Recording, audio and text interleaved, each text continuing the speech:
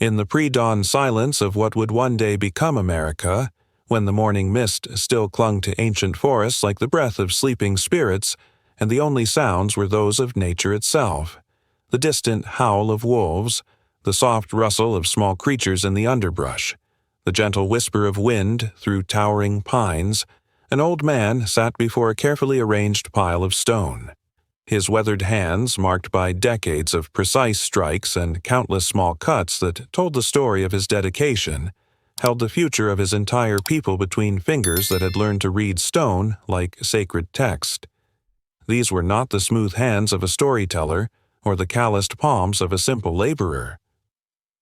They bore the unique scars of a master craftsman, crescent-shaped marks from sharp flakes that had drawn blood during moments of intense concentration, permanent stains from the ochre pigments used in ceremonial weapon blessing, and the particular pattern of muscle development that came from 40 years of wielding hammerstones with surgical precision.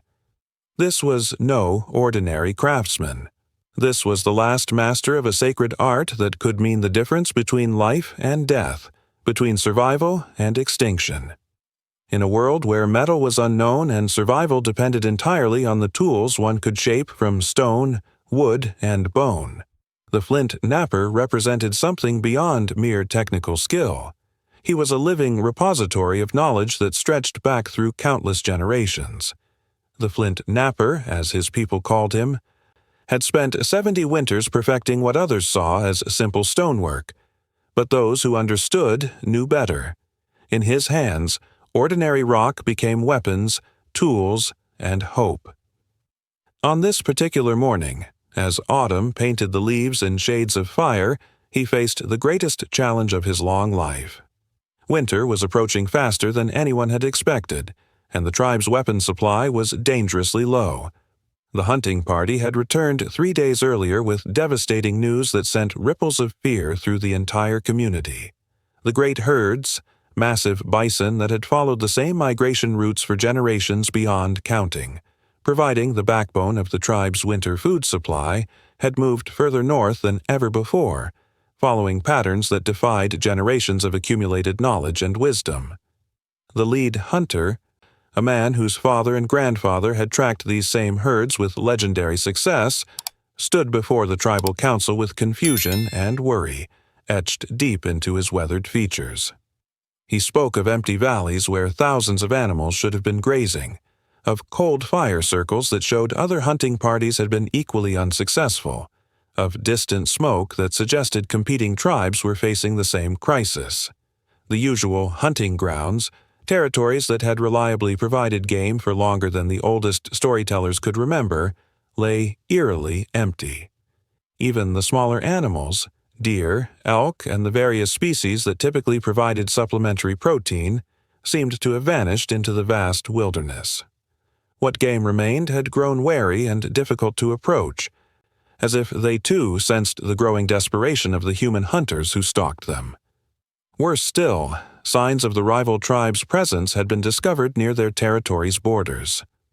Fresh tracks in the mud near the eastern river crossing, the remains of a hunting camp that showed more warriors than a simple hunting party would require, and most ominously, broken arrows bearing the distinctive fletching patterns of their traditional enemies. These discoveries suggested that competition for the remaining game might soon escalate into open conflict. The implications were clear to anyone with experience in survival. If they could not hunt effectively, and if conflict arose with better armed neighbors, the people would face their darkest hour. Children would begin to weaken first, then the elderly, and finally the warriors themselves would lose the strength needed to protect their families and territory. The Flint knapper had personally examined the weapons that the hunting party carried upon their return, and what he found filled him with deep concern. These implements, hastily crafted by less skilled hands during the desperate weeks of late summer, represented everything that could go wrong when survival depended on inferior tools. But here was the cruel irony that would test everything the Flint knapper had learned. The youngest hunters, those with the strongest arms and keenest eyes, possessed weapons that had been hastily made by lesser craftsmen. Their spear points were poorly balanced, their arrowheads likely to shatter on impact with bone. The older, master-crafted weapons had been lost or broken during the desperate hunts of late summer. And now, when precision mattered most, when every shot could mean the difference between a filled belly and hunger, the tribe's arsenal was woefully inadequate. The tribal council had gathered in emergency session the night before, convening in the sacred lodge where the most crucial decisions affecting their people's survival were made. The Flint knapper had listened from his honored place by the central fire as voices rose in worry and increasingly desperate debate. The lodge filled with the smoke of burning sage and the tension of minds grappling with impossible choices. The war chief, a man whose courage was unquestioned but whose face now showed the strain of leadership in crisis, spoke first of the military implications. Signs indicated that the rival tribe to the east had grown bolder, perhaps sensing weakness. Recent tracks suggested scouting parties had ventured closer to their territory than ever before. Without adequate weapons, any confrontation would be catastrophic. The eldest woman of the council, keeper of the food stores and voice of the mothers, painted an equally grim picture. Their preserved meat supplies, carefully rationed since midsummer, would last perhaps 6 weeks into winter. The failed hunts of recent months had depleted reserves that should have sustained them until spring. Even if game returned to their traditional grounds, they lacked the weapons to exploit such an opportunity effectively. Some argued for immediate relocation, despite the approaching winter and the enormous risks such a move would entail. Loading the elderly, the children, and their few remaining possessions onto travois and heading south toward territories that might still hold game was a desperate gamble, but perhaps better than certain starvation. Others spoke of rationing their remaining food stores even more severely and hoping for an early spring, a strategy that would mean watching their people weaken day by day. A few younger warriors, their voices tight with frustration and desperation, even suggested raiding neighboring tribes for supplies, a course of action that would violate ancient treaties and likely result in a war they could not win. The discussion grew heated as different factions formed around these desperate options.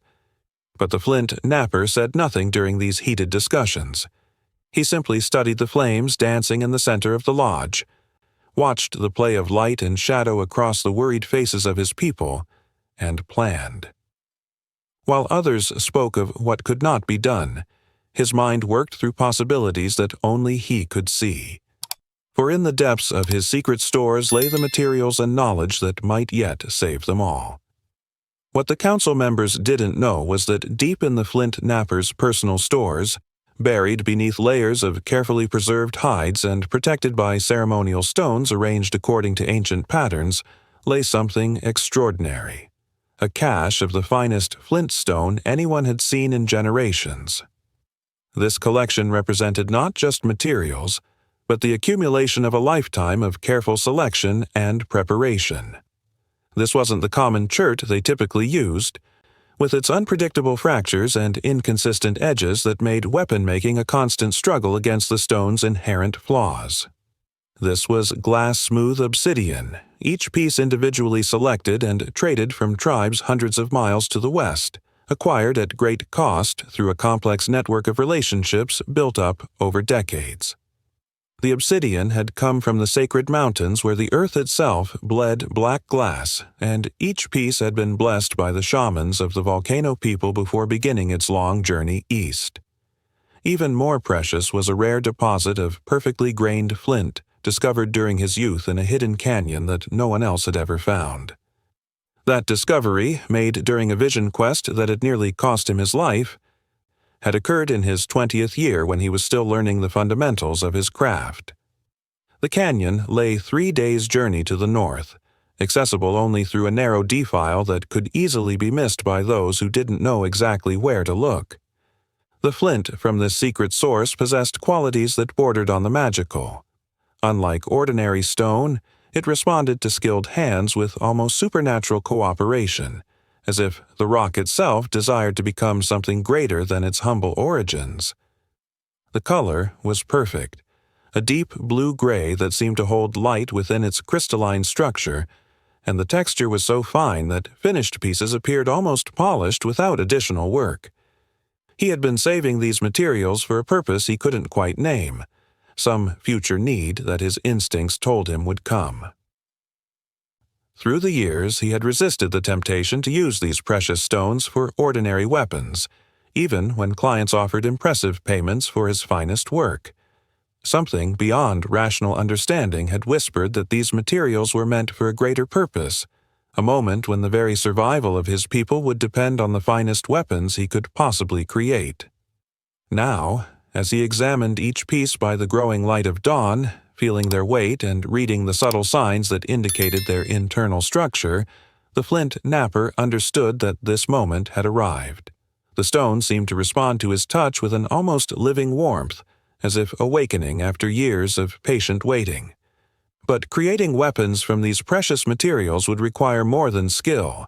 It would demand everything he had learned, every technique passed down through generations of masters, and innovations he would have to discover in real time. The physical challenge alone seemed overwhelming for a craftsman in his 70th winter. His hands, once steady as stone itself and capable of the most delicate work without the slightest tremor, now carried the inevitable tremor of age. The fingers that had once moved with the precision of a master musician now required conscious control to maintain the steadiness that superior flint knapping demanded. His eyes, which had once spotted the slightest flaw in a piece of flint from across a clearing and could detect hairline fractures invisible to younger craftsmen, now required him to work closer to his materials than ever before. The dim light of early morning, which had once been sufficient for even the most detailed work, now forced him to wait for the stronger illumination of full daylight before attempting the most critical strikes. Even his hearing had diminished over the years, making it harder to detect the subtle tonal changes, the barely audible shifts in pitch and resonance that indicated when a stone was ready to fracture correctly. These acoustic clues, once as clear to him as spoken words, now required intense concentration to perceive and interpret correctly. More challenging still was the knowledge that he was likely the last person alive who possessed the complete mastery of the ancient techniques. Over the years, he had trained several apprentices, but none had shown the patience or intuitive understanding required for truly exceptional work. The most promising had been killed in a hunting accident, and another had been traded to a distant tribe in marriage. The remaining potential students either lacked the patience for the long years of training required, or possessed hands that were too clumsy for the delicate work that separated adequate tools from masterpieces. The sacred methods of reading stone, understanding exactly where and how to strike to achieve perfect results, might die with him if this effort failed. These skills couldn't be learned from watching alone. They required years of guided practice and the gradual development of intuition that could only come from handling thousands of pieces under expert supervision. Yet the Flint knapper had faced impossible odds before. As a young man, he had learned his craft during a terrible drought that lasted 3 seasons. Food was scarce, and every hunting expedition was crucial. His own master had been killed in a rockslide while searching for new flint deposits, leaving him to complete his training through experimentation and instinct. At 25, he had learned perhaps half of what his master intended to teach him. The advanced techniques, the secret methods passed down through generations of masters, had died with Stone Who Sings on that remote mountainside. For months afterward, he had struggled with weapons that broke more often than they should, with tribal elders questioning his readiness. But those lean years had ultimately forged him into something stronger than a mere follower of traditional methods. Necessity had forced him to rediscover lost techniques through trial and error, to develop innovations that even his master might not have imagined. Those difficult times had taught him that desperation could forge innovation, that necessity could push a craftsman beyond his perceived limitations. Now, settling into the familiar rhythm of his work, the Flint knapper began the delicate process of assessment. Each piece of stone was examined not just for obvious flaws, but for its internal structure, its potential weak points, and its ultimate possibilities. The obsidian would create the sharpest edges, capable of cutting through hide and bone with surgical precision. But obsidian was also the most unforgiving material. One poorly placed strike could shatter hours of careful work. The special flint from his secret canyon offered different advantages. While not as sharp as obsidian, it was incredibly durable and could be shaped into larger implements. This material would be perfect for spear points designed to bring down big game, where penetration and structural integrity mattered more than razor-edge sharpness. The challenge would be working with pieces that were larger and heavier than he typically handled, requiring techniques he hadn't used in decades. As the sun climbed higher, the Flint knapper entered the meditative state that separated true masters from skilled amateurs. His breathing became regular and controlled. His awareness expanded to encompass not just the stone in his hands, but the subtle changes in light that would affect his vision, the temperature fluctuations that might influence the stone's behavior, even the distant sounds that might distract him at crucial moments. The first strike was always the most critical. Too forceful, and the entire piece could shatter uselessly. Too gentle, and the fracture wouldn't propagate correctly, creating flaws that would weaken the final product. The Flint knapper raised his hammerstone, itself a carefully selected tool he had shaped and refined over many years, and brought it down with precisely calculated force. The sharp crack of stone on stone echoed through the forest clearing. A perfect flake detached from the obsidian core, its edge already sharper than any metal tool the modern world would produce. But this was only the beginning. What followed was a dance of skill and intuition that few humans in history had ever mastered. Each subsequent strike built upon the last, gradually shaping the raw material into something that transcended its humble origins. The Flint knapper's hands moved with increasing confidence as muscle memory overcame the limitations of age. Years of experience guided his movements, allowing him to compensate for his decreased dexterity through superior knowledge and planning. But this was more than technical expertise. As he worked, the Flint knapper drew upon a spiritual connection to his materials that bordered on the mystical. He could feel the internal stresses in the stone, sense where fractures wanted to run, understand which approaches would work with the material's natural tendencies rather than against them. This awareness came through his fingertips as he handled each piece, through subtle vibrations when he struck the stone, through almost imperceptible changes in sound that spoke to him in a language older than words. Sometimes, holding obsidian up to the light, he could see patterns that predicted how it would break. The spiritual dimension went deeper still. In his people's tradition, each piece of stone contained something of the earth's spirit, and the craftsman's role was to cooperate with its nature rather than impose his will. The best weapons emerged from this partnership between human intention and the stone's willingness to transform. This intuitive understanding, developed through decades of practice and failure, was what truly separated a master from a skilled craftsman. Only a master could feel the hidden potential within raw material, could sense exactly how much force to apply and where to direct it, could work with natural properties to create tools that transcended their humble origins. The hours passed unnoticed as the pile of finished points grew beside him. Each piece was a small masterpiece, representing not just superior craftsmanship, but the accumulated wisdom of generations. These weren't mere tools. They were the physical manifestation of cultural knowledge, passed down through oral tradition and hands-on training from master to apprentice across centuries. By midday, hunters from the tribe began to gather at a respectful distance, drawn by the rhythmic sounds of the Flint knapper's work. They said nothing, understanding that interruption could ruin hours of effort. But their presence served as a reminder of the stakes involved. These men and women would carry these weapons into dangers that could cost them their lives.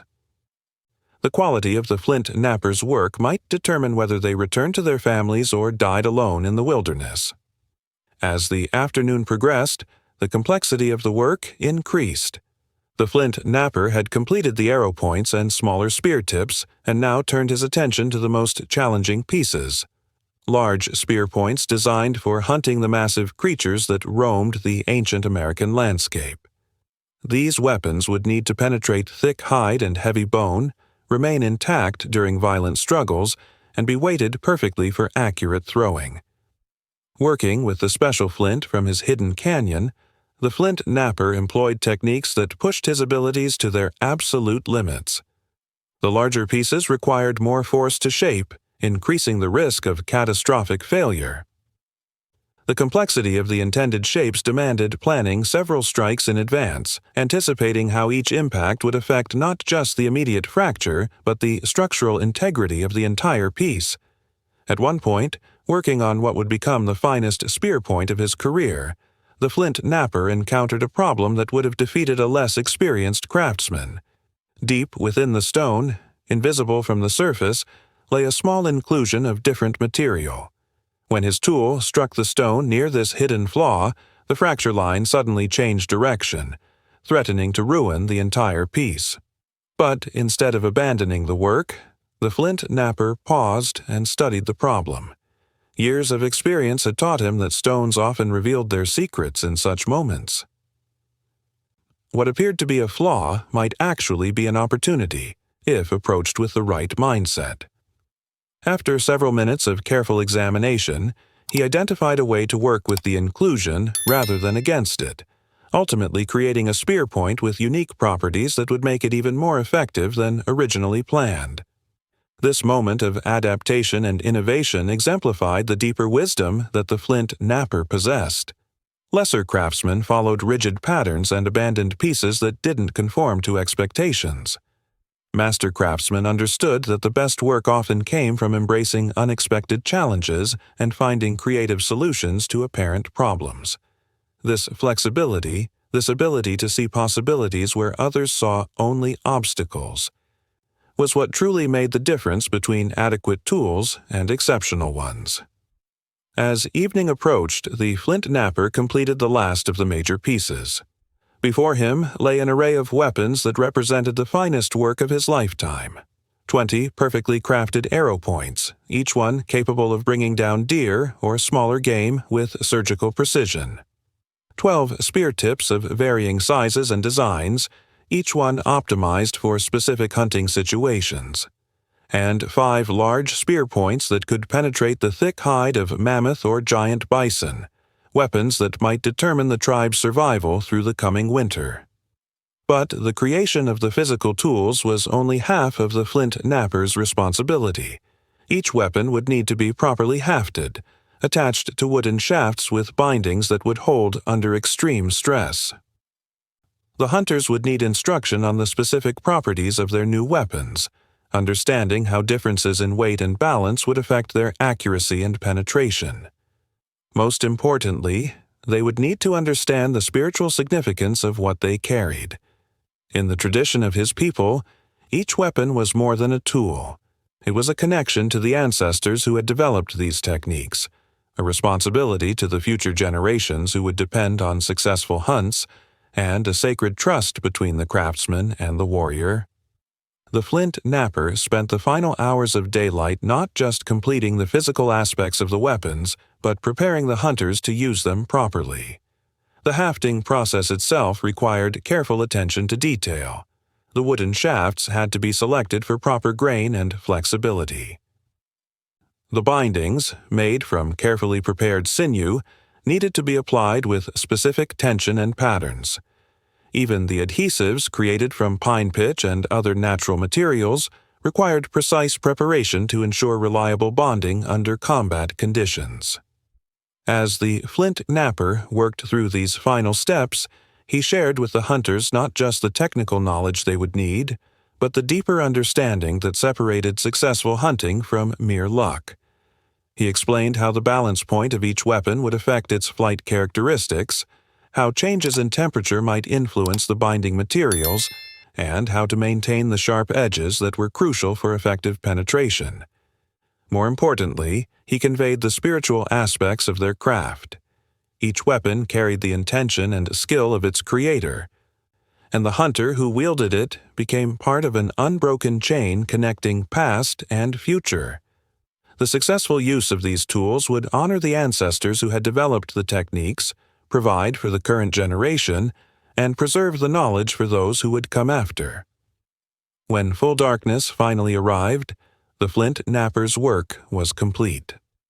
The hunters departed with their new weapons, carrying not just superior tools but renewed confidence in their ability to provide for their people. The tribal council, gathering again around the fire, spoke now not of rationing and retreat, but of the successful hunts that would see them through the winter. But perhaps the most significant outcome of this extraordinary day was something that only the Flint Knapper himself fully understood. In rising to meet this challenge, in pushing his abilities beyond their apparent limits, he had discovered that mastery was not a fixed state, but a continuous process of growth and adaptation. His hands might be older and less steady, but his understanding had deepened to levels he had never before achieved. The techniques he had developed while working with the flawed stone, the innovations forced upon him by the unusual requirements of the situation, and the insights gained from working with materials he had never before attempted. All of these discoveries would become part of the knowledge he could pass to future apprentices. What had begun as a crisis requiring the application of existing skills had become an opportunity for the advancement of the craft itself. In the weeks that followed, the success of the hunt confirmed what the tribal elders had long known but sometimes forgotten, that true mastery lay not in the simple application of known techniques, but in the wisdom to adapt those techniques to meet unprecedented challenges. The Flint Knapper had saved his people not just through superior craftsmanship, but through the deeper understanding that enabled him to transcend the limitations of both his materials and his aging body. The weapons he created that day would serve the tribe well through the harsh winter and beyond. Some would be passed down as sacred objects, carrying with them the story of the master craftsman who refused to accept defeat when his people's survival hung in the balance. Others would be used until they broke or dulled, their materials returning to the earth that had originally provided them. But the most lasting legacy of the Flint Knapper's work would be the knowledge itself, the techniques, the innovations, and the wisdom that had been forged in the crucible of necessity. In the hands of future apprentices, guided by the example of their master's finest hour, these sacred arts would continue to evolve and adapt, ensuring that the people would always possess the tools they needed to survive and thrive in an uncertain world. The Flint Knapper understood that his own time was limited, but he had fulfilled the most important responsibility of any master craftsman.